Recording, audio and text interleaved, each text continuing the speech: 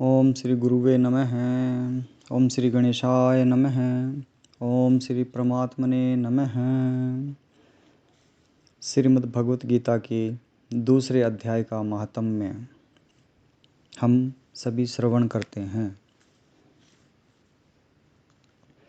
श्री भगवान कहते हैं कि हे लक्ष्मी, प्रथम अध्याय के महात्म्य का उत्तम उपाख्यान मैंने तुम्हें सुना दिया। अब अन्य अध्यायों के महात्म्य श्रवण करो। दक्षिण दिशा में वेद वेता ब्राह्मणों के पुरंदरपुर नामक नगर में श्रीमान देव शर्मा नामक एक विद्वान ब्राह्मण रहते थे। वे अतिथियों के पूजक, स्वाध्यायशील, वेद शास्त्रों के विशेषज्ञ, यज्ञों का अनुष्ठान करने वाले और तपस्वियों के सदा ही प्रिय थे। उन्होंने उत्तम द्रव्यों के द्वारा अग्नि में हवन करके दीर्घ काल तक देवताओं को तृप्त किया, किंतु उन धर्मात्मा ब्राह्मण को कभी सदा रहने वाली शांति न मिली। वे परम कल्याणमय तत्व का ज्ञान प्राप्त करने की इच्छा से प्रतिदिन प्रचुर सामग्रियों के द्वारा सत्य संकल्प वाले तपस्वियों की सेवा करने लगे। इस प्रकार शुभ आचरण करते हुए उन्हें बहुत समय बीत गया। तदंतर एक दिन पृथ्वी पर उनके समक्ष एक त्यागी महात्मा प्रकट हुए। वे पूर्ण अनुभवी, आकांक्षा रहित, नासिका के अग्र भाग पर दृष्टि रखने वाले तथा शांत चित्त थे। निरंतर परमात्मा के चिंतन में संलग्न हो वे सदा आनंद विभोर रहते थे। देव शर्मा ने उन नित्य संतुष्ट तपस्वी को शुद्ध भाव से प्रणाम किया और पूछा, महात्मन, मुझे शांतिमयी स्थिति कैसे प्राप्त होगी? तब उन आत्मज्ञानी संत ने देव शर्मा को श्योपुर ग्राम के निवासी मित्रवान का, जो बकरियों का चरवाहा था, परिचय दिया और कहा, वही तुम्हें उपदेश देगा। यह सुनकर देव शर्मा ने महात्मा के चरणों की वंदना की और समृद्धिशाली श्योपुर ग्राम में पहुंचकर उसके उत्तर भाग में एक विशाल वन देखा। उसी वन में नदी के किनारे एक शिला पर मित्रवान बैठा था। उसके नेत्र आनंदातिरेक से निश्चल हो रहे थे। वह अपलक दृष्टि से देख रहा था। वह स्थान आपस का स्वाभाविक वैर छोड़कर एकत्रित हुए परस्पर विरोधी जंतुओं से घिरा था। वहाँ उद्यान में मंद मंद वायु चल रही थी। मृगों के झुंड शांत भाव से बैठे थे और मित्रवान दया से भरी हुई आनंदमयी मनोहारिणी दृष्टि से पृथ्वी पर मानो अमृत छिड़क रहा था। इस रूप में उसे देखकर देव शर्मा का मन प्रसन्न हो गया। वे उत्सुक होकर बड़ी विनय के साथ मित्रवान के पास गए। मित्रवान ने भी अपने मस्तक को किंचित नवाकर देव शर्मा का सत्कार किया। तदंतर विद्वान देव शर्मा अनन्य चित्त से मित्रवान के समीप गए और जब उसके ध्यान का समय समाप्त हो गया, उस समय उन्होंने अपने मन की बात पूछी। महाभाग, मैं आत्मा का ज्ञान प्राप्त करना चाहता हूँ। मेरे इस मनोरथ की पूर्ति के लिए मुझे किसी ऐसे उपाय का उपदेश कीजिए जिसके द्वारा सिद्धि प्राप्त हो चुकी हो। देव शर्मा की बात सुनकर मित्रवान ने एक क्षण तक कुछ विचार किया। उसके बाद इस प्रकार कहा, विद्वन, एक समय की बात है, मैं वन के भीतर बकरियों की रक्षा कर रहा था। इतने में ही एक भयंकर व्याघ्र पर मेरी दृष्टि पड़ी, जो मानो सबको ग्रस लेना चाहता था। मैं मृत्यु से डरता था, इसलिए व्याघ्र को आते देख बकरियों के झुंड को आगे करके वहाँ से भाग चला। किंतु एक बकरी तुरंत ही सारा भय छोड़कर नदी के किनारे उस बाघ के पास बेरोक टोक चली गई। फिर तो व्याघ्र भी द्वेष छोड़कर चुपचाप खड़ा हो गया। उसे इस अवस्था में देखकर बकरी बोली, व्याघ्र, तुम्हें तो अभिष्ट भोजन प्राप्त हुआ है। मेरे शरीर से मांस निकालकर प्रेम पूर्वक खाओ न। तुम इतनी देर से खड़े क्यों हो? तुम्हारे मन में मुझे खाने का विचार क्यों नहीं हो रहा? व्याघ्र बोला, बकरी, इस स्थान पर आते ही मेरे मन से द्वेष का भाव निकल गया। भूख प्यास भी मिट गई, इसलिए पास आने पर भी अब मैं तुझे खाना नहीं चाहता। व्याघ्र के यूँ कहने पर बकरी बोली, न जाने मैं कैसे निर्भय हो गई हूँ। इसमें क्या कारण हो सकता है? यदि तुम जानते हो तो बताओ। यह सुनकर व्याघ्र ने कहा, मैं भी नहीं जानता। चलो सामने खड़े हुए इन महापुरुषों से पूछें। ऐसा निश्चय करके वे दोनों वहाँ से चल दिए। उन दोनों के स्वभाव में एक विचित्र परिवर्तन देखकर मैं बहुत विस्मय में पड़ गया था। इतने में ही उन्होंने मुझसे ही आकर प्रश्न किया। वहाँ वृक्ष की शाखा पर एक वानर राज था। उन दोनों के साथ मैंने भी वानर राज से पूछा। विप्रवर, मेरे पूछने पर वानर राज ने आदरपूर्वक कहा, अजापाल सुनो, इस विषय में मैं तुम्हें प्राचीन वृतांत सुनाता हूँ। यह सामने वन के भीतर जो बहुत बड़ा मंदिर है, उसकी ओर देखो। इसमें ब्रह्मा जी का स्थापित किया हुआ एक शिवलिंग है। पूर्व काल में यहाँ सुकर्मा नामक एक बुद्धिमान महात्मा रहते थे, जो तपस्या में संलग्न होकर इस मंदिर में उपासना करते थे। वे वन में से फूलों का संग्रह कर लाते और नदी के जल में से पूजनीय भगवान शंकर को स्नान कराकर उन्हीं से उनकी पूजा किया करते थे। इस प्रकार आराधना का कार्य करते हुए सुकर्मा यहाँ निवास करते थे। बहुत समय के बाद उनके समीप किसी अतिथि का आगमन हुआ। सुकर्मा ने भोजन के लिए फल लाकर अतिथि को अर्पण किया और कहा, विद्वन, मैं केवल तत्व ज्ञान की इच्छा से भगवान शंकर की आराधना करता हूँ। आज इस आराधना का फल परिपक्व होकर मुझे मिल गया, क्योंकि इस समय आप जैसे महापुरुष ने मुझ पर अनुग्रह किया है। सुकर्मा के ये मधुर वचन सुनकर तपस्या के धनी महात्मा अतिथि को बड़ी प्रसन्नता हुई। उन्होंने एक शिलाखंड पर गीता का दूसरा अध्याय लिख दिया और ब्राह्मण को उसके पाठ एवं अभ्यास के लिए आज्ञा देते हुए कहा, ब्राह्मण, इससे तुम्हारा आत्मज्ञान संबंधी मनोरथ अपने आप सफल हो जाएगा।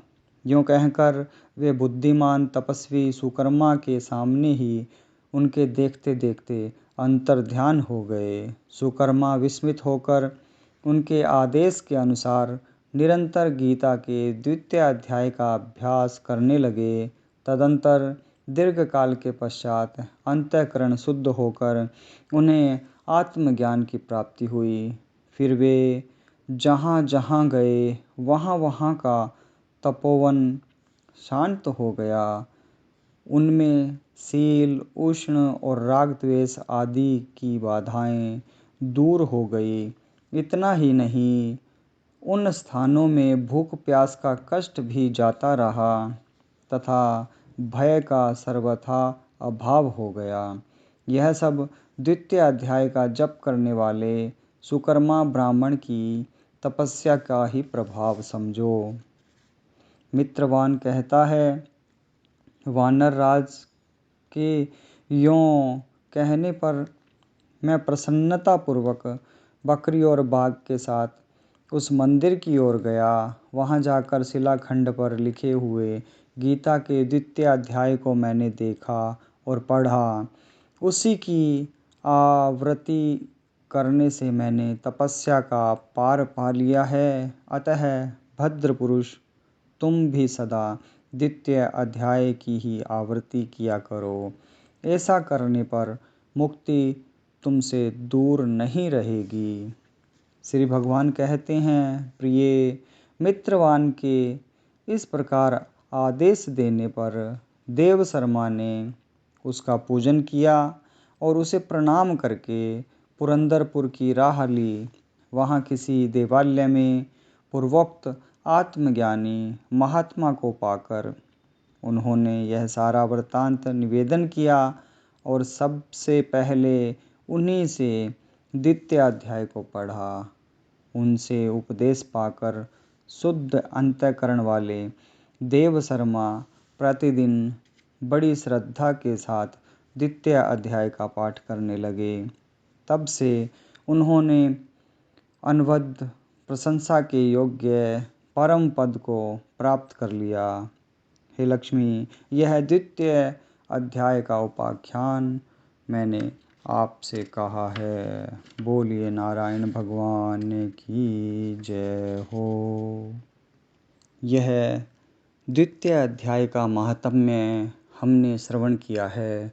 अब हम द्वितीय अध्याय का श्रवण करते हैं। श्री परमात्मने नमः। संजय बोले कि पूर्वोक्त प्रकार से करुणा करके व्याप्त और आंसुओं से पूर्ण तथा व्याकुल नेत्र वाले शोकयुक्त उस अर्जुन के प्रति भगवान मधुसूदन ने यह वचन कहा, हे अर्जुन, तुमको इस विषम स्थल में यह अज्ञान किस हेतु से प्राप्त हुआ? क्योंकि यह न तो श्रेष्ठ पुरुषों से आचरण किया गया है, न स्वर्ग को देने वाला है, न कीर्ति को करने वाला है। इसलिए हे अर्जुन, नपुंसकता को मत प्राप्त हो, यह तेरे योग्य नहीं है। हे परंतप, तुच्छ हृदय की दुर्बलता को त्याग कर युद्ध के लिए खड़ा हो। तब अर्जुन बोले कि हे मधुसूदन, मैं रणभूमि में भीष्म पितामह और द्रोणाचार्य के प्रति किस प्रकार बाणों से युद्ध करूंगा? क्योंकि हे अरिसुधन, वे दोनों ही पूजनीय हैं। इसलिए इन महानुभाव गुरुजनों को न मारकर इस लोक में भिक्षा का अन्न भी भोगना कल्याणकारक समझता हूँ। क्योंकि गुरुजनों को मारकर भी इस लोक में रुधिर से सने हुए अर्थ और काम रूप भोगों को ही तो भोगूंगा। और हम लोग यह भी नहीं जानते कि हमारे लिए क्या करना श्रेष्ठ है, अथवा यह भी नहीं जानते कि हम जीतेंगे या हमको वे जीतेंगे। और जिनको मारकर हम जीना भी नहीं चाहते, वे ही धृतराष्ट्र के पुत्र हमारे सामने खड़े हैं। इसलिए कायरता रूप दोष करके उपहत हुए स्वभाव वाला और धर्म के विषय में मोहित चित हुआ मैं आपसे पूछता हूँ, जो कुछ निश्चय किया हुआ कल्याणकारक साधन हो वह मेरे लिए कहिए। क्योंकि मैं आपका शिष्य हूँ, इसलिए आपके शरण हुए मेरे को शिक्षा दीजिए। क्योंकि भूमि में निष्कंटक धन धान्य संपन्न राज्य को और देवताओं के स्वामीपने को प्राप्त होकर भी मैं उस उपाय को नहीं देखता हूँ जो कि मेरी इंद्रियों के सुखाने वाले शोक को दूर कर सके। संजय बोले कि हे राजन, निद्रा को जीतने वाले अर्जुन अंतर्यामी श्री कृष्ण महाराज के प्रति इस प्रकार कहकर फिर श्री गोविंद भगवान से युद्ध नहीं करूँगा, ऐसे स्पष्ट कहकर चुप हो गए। उसके उपरांत हे भरतवंशी धृतराष्ट्र, अंतर्यामी श्री कृष्ण महाराज ने दोनों सेनाओं के बीच में उस शोकयुक्त अर्जुन को हंसते हुए ये सब वचन कहे। हे अर्जुन, तू न शोक करने योग्यों के लिए शोक करता है और पंडितों के से वचन को कहता है, परंतु पंडित जन जिनके प्राण चले गए हैं उनके लिए और जिनके प्राण नहीं गए हैं उनके लिए भी शोक नहीं करते हैं, क्योंकि आत्मा नित्य है, इसलिए शोक करना अयुक्त है। वास्तव में न तो ऐसा ही है कि मैं किसी काल में नहीं था, अथवा तू नहीं था, अथवा ये राजा लोग नहीं थे, और न ऐसा ही है कि इससे आगे हम सब नहीं रहेंगे, किंतु जैसे जीवात्मा की इस देह में कुमार, युवा और वृद्धावस्था होती है, वैसे ही अन्य शरीर की प्राप्ति होती है। उस विषय में धीर पुरुष नहीं मोहित होता है, अर्थात जैसे कुमार, युवा और जरावस्था रूप स्थूल शरीर का विकार अज्ञान से आत्मा में भासता है, वैसे ही एक शरीर से दूसरे शरीर को प्राप्त होना रूप सूक्ष्म शरीर का विकार भी अज्ञान से ही आत्मा में भासता है। इसलिए तत्व को जानने वाला धीर पुरुष इस विषय में नहीं मोहित होता है। हे कुंती पुत्र, सर्दी गर्मी और सुख दुख को देने वाले इंद्रिय और विषयों के संयोग को क्षण भंगुर और अनित्य है, इसलिए हे भरतवंशी अर्जुन, उनको तू सहन कर, क्योंकि हे पुरुष श्रेष्ठ, दुख सुख को समान समझने वाले जिस धीर पुरुष को ये इंद्रियों के विषय व्याकुल नहीं कर सकते, वह मोक्ष के लिए योग्य होता है। और हे अर्जुन, असत वस्तु का तो अस्तित्व नहीं है और सत का अभाव नहीं है। इस प्रकार इन दोनों का ही तत्वज्ञानी पुरुषों द्वारा देखा गया है।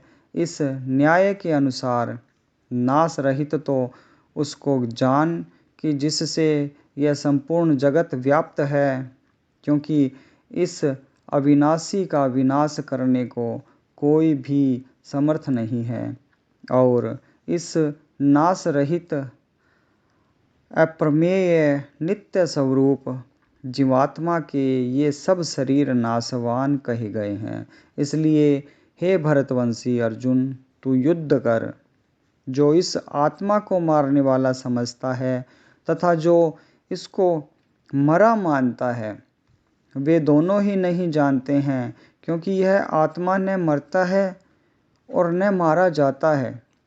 यह आत्मा किसी काल में भी न जन्मता है और न मरता है, अथवा न यह आत्मा हो करके फिर होने वाला है, क्योंकि यह अजन्मा, नित्य, शाश्वत और पुरातन है। शरीर के नाश होने पर भी यह नाश नहीं होता है।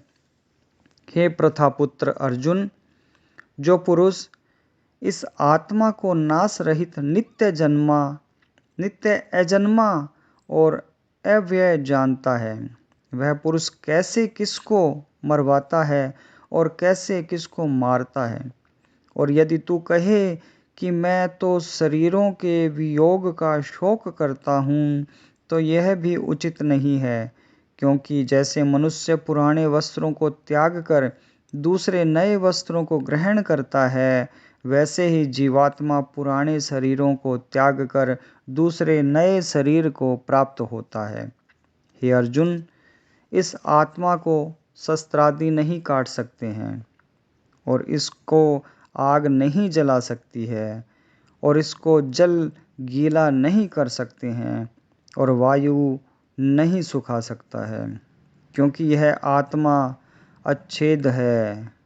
यह आत्मा अदाह है, अक्लेद है और अशोष्य है, तथा यह आत्मा निसंदेह नित्य, सर्वव्यापक, अचल, स्थिर रहने वाला और सनातन है। यह आत्मा अव्यक्त अर्थात इंद्रियों का अविषय और यह आत्मा अचिंत्य अर्थात मन का अविषय और यह आत्मा विकार रहित अर्थात न बदलने वाला कहा गया है। इससे हे अर्जुन, इस आत्मा को ऐसा जानकर तू शोक करने योग्य नहीं है, अर्थात तुझे शोक करना उचित नहीं है। यदि तू इसको सदा जन्मने और सदा मरने वाला माने तो भी हे अर्जुन, इस प्रकार शोक करने को योग्य नहीं है, क्योंकि ऐसा होने से तो जन्मने वाले की निश्चित मृत्यु और मरने वाले का निश्चित जन्म होना सिद्ध हुआ। इससे भी तू इस बिना उपाय वाले विषय में शोक करने के को योग्य नहीं है। यह विषमादिकों के शरीर मायामय होने से अनित्य है। इससे शरीरों के लिए भी शोक करना उचित नहीं, क्योंकि हे अर्जुन, संपूर्ण प्राणी जन्म से पहले बिना शरीर वाले और मरने के बाद भी बिना शरीर वाले ही हैं। केवल बीच में ही शरीर वाले प्रतीत होते हैं। फिर उस विषय में क्या चिंता है? हे अर्जुन, यह आत्म तत्व बड़ा गहन है, इसलिए कोई महापुरुष ही इस आत्मा को आश्चर्य की ज्यों देखता है और वैसे ही दूसरा कोई महापुरुष ही आश्चर्य की ज्यों इसके तत्व को कहता है और दूसरा कोई ही इस आत्मा को आश्चर्य की ज्यों सुनता है, और कोई कोई सुनकर भी इस आत्मा को नहीं जानता। हे अर्जुन, यह आत्मा सबके शरीर में सदा ही अवैध्य है, इसलिए संपूर्ण भूत प्राणियों के लिए तू शोक करने को योग्य नहीं है और अपने धर्म को देखकर भी तू भय करने को योग्य नहीं है, क्योंकि धर्मयुक्त युद्ध से बढ़कर दूसरा कोई कल्याणकारक कर्तव्य क्षत्रिय के लिए नहीं है। हे पार्थ, अपने आप प्राप्त हुए और खुले हुए स्वर्ग के द्वार रूप इस प्रकार के युद्ध को भाग्यवान क्षत्रिय लोग ही पाते हैं, और यदि तू इस धर्मयुक्त संग्राम को नहीं करेगा तो सब धर्म को और कीर्ति को खोकर पाप को प्राप्त होगा, और सब लोग तेरी बहुत काल तक रहने वाली अपकीर्ति को भी कथन करेंगे, और वह अपकीर्ति माननीय पुरुष के लिए मरण से भी अधिक बुरी होती है। और जिनके तू बहुत माननीय होकर भी अब तुच्छता को प्राप्त होगा, वे महारथी लोग तुझे भय के कारण युद्ध से उपराम हुआ मानेंगे, और तेरे वैरी लोग तेरे सामर्थ्य की निंदा करते हुए बहुत से न कहने योग्य वचनों को कहेंगे। फिर उससे अधिक दुख क्या होगा? इससे युद्ध करना तेरे लिए सब प्रकार से अच्छा है, क्योंकि या तो मरकर स्वर्ग को प्राप्त होगा अथवा जीतकर पृथ्वी को भोगेगा। इससे हे अर्जुन, युद्ध के लिए निश्चय वाला होकर खड़ा हो। यदि तुझे स्वर्ग तथा राज्य की इच्छा न हो तो भी सुख दुख, लाभ हानि और जय पराजय को समान समझकर उसके उपरांत युद्ध के लिए तैयार हो। इस प्रकार युद्ध करने से तो पाप को प्राप्त नहीं होगा। हे पार्थ, यह बुद्धि तेरे लिए ज्ञान योग के विषय में कही गई, और इसी को अब निष्काम कर्म योग के विषय में सुन। जिस बुद्धि से युक्त हुआ तू कर्मों के बंधन को अच्छी तरह से नाश करेगा। इस निष्काम कर्म योग में आरंभ का अर्थात बीज का नाश नहीं है और उल्टा फल रूप दोष भी नहीं होता। इसलिए इस निष्काम कर्म योग रूप धर्म का थोड़ा भी साधन जन्म मृत्यु रूप महान भय से उद्धार कर देता है। हे अर्जुन, इस कल्याण मार्ग में निश्चयात्मक बुद्धि एक ही है और अज्ञानी सकामी पुरुषों की बुद्धियाँ बहुत भेदों वाली अनंत होती है। हे अर्जुन, जो सकामी पुरुष केवल फलश्रुति में प्रीति रखने वाले, स्वर्ग को ही परम श्रेष्ठ मानने वाले, इससे बढ़कर और कुछ नहीं है ऐसे कहने वाले हैं, वे अविवेकी जन जन्म रूप कर्म फल को देने वाली और भोग तथा ऐश्वर्य की प्राप्ति के लिए बहुत सी क्रियाओं के विस्तार वाली इस प्रकार की जिस दिखाऊ शोभा युक्त वाणी को कहते हैं, उस वाणी द्वारा हरे हुए चित्त वाले तथा भोग और ऐश्वर्य में आसक्ति वाले उन पुरुषों के अंतःकरण में निश्चयात्मक बुद्धि नहीं होती है। हे अर्जुन, सब वेद तीनों गुणों के कार्य रूप संसार को विषय करने वाले अर्थात प्रकाश करने वाले हैं। इसलिए तू असंसारी अर्थात निष्कामी और सुख दुखादि द्वंद्वों से रहित नित्य वस्तु में स्थित तथा योगक्षेम को न चाहने वाला और आत्मपरायण हो, क्योंकि मनुष्य का सब ओर से परिपूर्ण जलाशय के प्राप्त होने पर छोटे जलाशय में जितना प्रयोजन रहता है, अच्छी प्रकार ब्रह्म को जानने वाले ब्राह्मण का भी सब वेदों में उतना ही प्रयोजन रहता है। अर्थात जैसे बड़े जलाशय के प्राप्त हो जाने पर जल के लिए छोटे जलाशयों की आवश्यकता नहीं रहती, वैसे ही ब्रह्मानंद की प्राप्ति होने पर आनंद के लिए वेदों की आवश्यकता नहीं रहती। इससे तेरा कर्म करने मात्र में ही अधिकार होवे, फल में कभी नहीं, और तू कर्मों के फल की वासना वाला भी मत हो तथा तेरी कर्म न करने में भी प्रीति न होवे। हे धनंजय, आसक्ति को त्याग कर तथा सिद्धि और असिद्धि में समान बुद्धि वाला होकर योग में स्थित हुआ कर्मों को कर। यह समत्व भाव ही योग नाम से कहा जाता है। इस समत्व रूप बुद्धि योग से सकाम कर्म अत्यंत तुच्छ है। इसलिए हे धनंजय, समत्व बुद्धि योग का आश्रय ग्रहण कर, क्योंकि फल की वासना वाले अत्यंत दीन हैं। समत्व बुद्धि युक्त पुरुष पुण्य पाप दोनों को इस लोक में ही त्याग देता है, अर्थात उनसे लिपायमान नहीं होता। इससे समत्व बुद्धि योग के लिए ही चेष्टा कर। यह समत्व बुद्धि रूप योग ही कर्मों में चतुरता है, अर्थात कर्म बंधन से छूटने का उपाय है।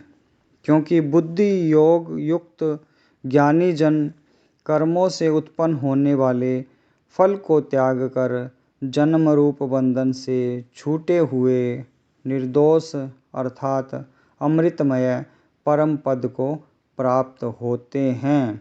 हे अर्जुन, जिस काल में तेरी बुद्धि मोह रूप दलदल को बिल्कुल तर जाएगी, तब तू सुनने योग्य और सुने हुए के वैराग्य को प्राप्त होगा। जब तेरी अनेक प्रकार के सिद्धांतों को सुनने से विचलित हुई बुद्धि परमात्मा के स्वरूप में अचल और स्थिर ठहर जाएगी, तब तू समत्व रूप योग को प्राप्त होगा। इस प्रकार भगवान के वचनों को सुनकर अर्जुन ने पूछा, हे केशव, समाधि में स्थित स्थिर बुद्धि वाले पुरुष का क्या लक्षण है और स्थिर बुद्धि पुरुष कैसे बोलता है, कैसे बैठता है, कैसे चलता है। उसके उपरांत श्री कृष्ण महाराज बोले कि हे अर्जुन, जिस काल में यह पुरुष मन में स्थित संपूर्ण कामनाओं को त्याग देता है, उस काल में आत्मा से ही आत्मा में संतुष्ट हुआ स्थिर बुद्धि वाला कहा जाता है तथा दुखों की प्राप्ति में उद्वेग रहित है।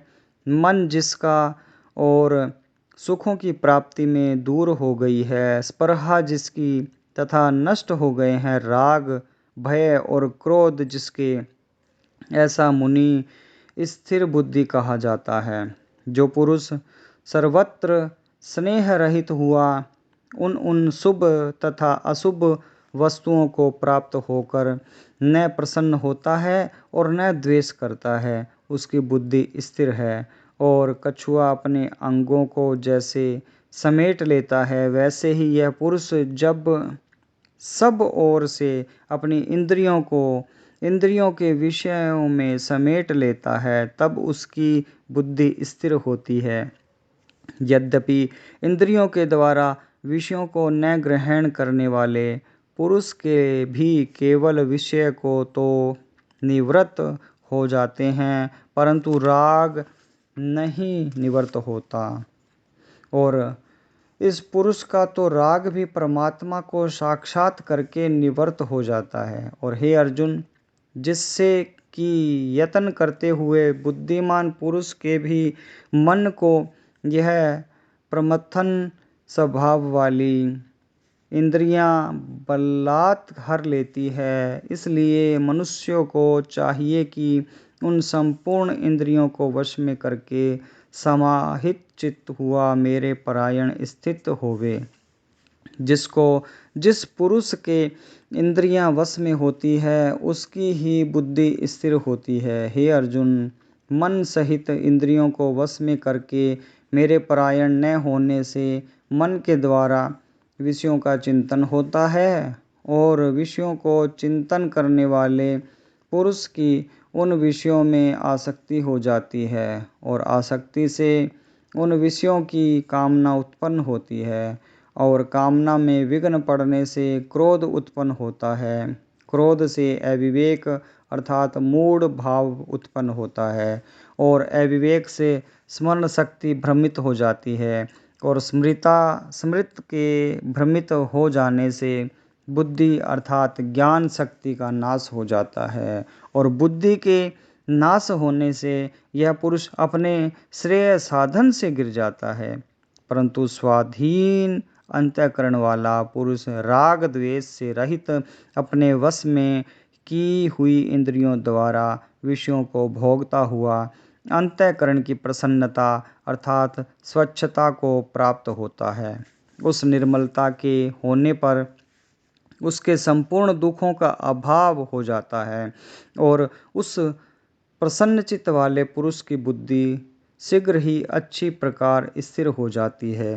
हे अर्जुन, साधन रहित पुरुष के अंतःकरण में श्रेष्ठ बुद्धि नहीं होती है, और उस अयुक्त के अंतःकरण में आस्तिक भाव भी नहीं होता है, और बिना आस्तिक भाव वाले पुरुष को शांति भी नहीं होती।